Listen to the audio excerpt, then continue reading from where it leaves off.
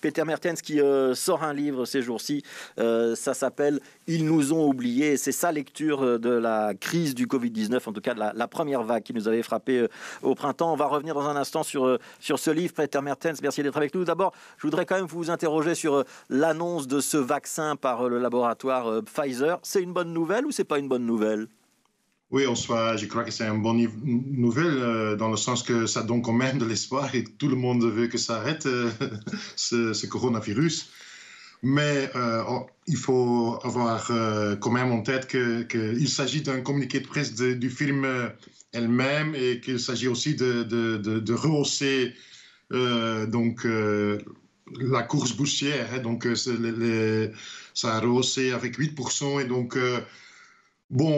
il faut voir qu'effectivement, à la fin de course, que c'est accessible pour tous et que ce n'est pas accessible seulement pour ceux qui peuvent le payer. Donc, c'est développé, par exemple, avec une injection importante du gouvernement allemand de plus de 300 millions d'euros.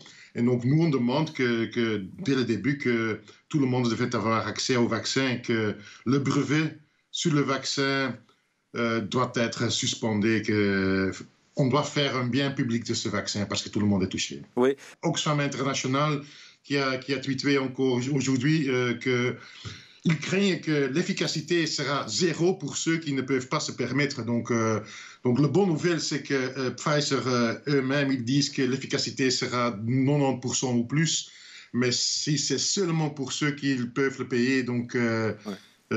c'est pas suffisant. Alors c'est un des aspects que vous détaillez dans ce livre.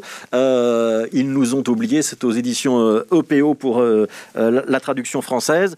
Mais vous parlez pas que de ça et vous dites aussi, notamment dans ce livre, c'est toute la première partie en tout cas, que pour vous le Covid-19, alors c'est pas une maladie de classe, mais ça a révélé en tout cas des différences de classe. Qu'est-ce que vous avez voulu dire ? Oui, parce qu'au début de la crise, on avait dit que ce virus était quand même démocratique, c'est-à-dire on a entendu ça. Les gens, donc les certains faiseurs d'opinion ont dit que tout le monde peut être touché. Effectivement, théoriquement, c'est vrai. Donc c'est aussi Bolsonaro qui est touché, c'est Trump qui est touché. Mais si on regarde un peu plus près, on voit quand même que dans la première vague, et je crains aussi dans la deuxième vague, c'est surtout certaines couches dans la population qui sont plus touchées que d'autres. Et on a vu des chiffres au niveau de Grande-Bretagne, où ils ont mis en avant que ceux qui ont continué à travailler sont touchés plus. Et c'est logique. Et donc, ce sont les gens des taxis, ce sont des chauffeurs de bus, ce sont des travailleurs et travailleuses dans la construction. Ceux-là ont été touchés le plus avec le virus Covid-19. Donc, eux, ils ont continué à travailler dans la première vague aussi, surtout avec très, très, très peu de matériel de protection. Donc, alors, vous donnez beaucoup d'exemples dans le livre, et ce sont plutôt des exemples internationaux. Donc, vous parlez notamment du nord de l'Italie, de Fiat. Vous détaillez aussi, avec beaucoup de détails, un abattoir qui s'occupe de viande de porc en Allemagne, qui n'a pas voulu fermer, et où il y a eu effectivement une propagation exponentielle et très très rapide. Il y a des cas semblables en Belgique. Est-ce qu'en Belgique, on n'a quand même pas fermé assez rapidement la plupart des industries ?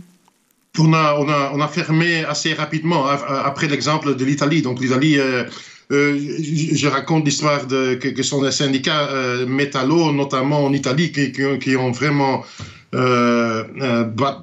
qui se sont battus pour fermer les secteurs non essentiels. Mais effectivement, en Belgique, c'est fait aussi. Mais on se rappelle quand même que, par exemple, à Bruxelles, c'est surtout les syndicats dans cette première vague qui ont demandé de suspendre la production jusqu'à la situation sera saine et protecteur au niveau des lieux de travail. Oui, alors vous racontez tout ça un petit peu, comment ça s'est passé aux quatre coins de la planète sur la première partie de la pandémie et comment on a mis avec retard ou pas avec retard la machine économique à l'arrêt. Vous vous attachez aussi un petit peu à ce qui s'est passé en Belgique. Vous revenez sur la proposition d'Erika Vliege qui aurait proposé aux gouvernements régionaux d'avoir une gestion fédérale de la crise, ce que les gouvernements régionaux réfutent. Vous voyez clair, vous, sur cette affaire, effectivement, il y a eu une proposition de refédéraliser la gestion de la maison de repos. Elle n'a pas eu lieu, cette proposition. Non, et bon, c'est très dommage parce qu'effectivement, je crois que... Parce que Eric Arligol a dit, mais par exemple, Christy Montréal, côté Wallon, l'a démenti.